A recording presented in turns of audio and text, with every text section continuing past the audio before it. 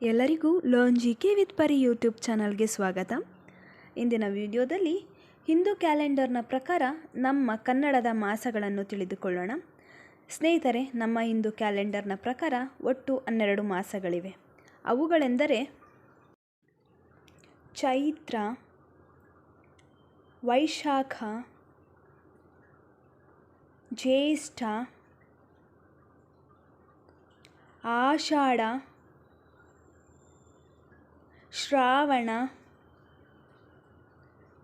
ಭಾದ್ರಪದ, ಅಶ್ವಯುಜ,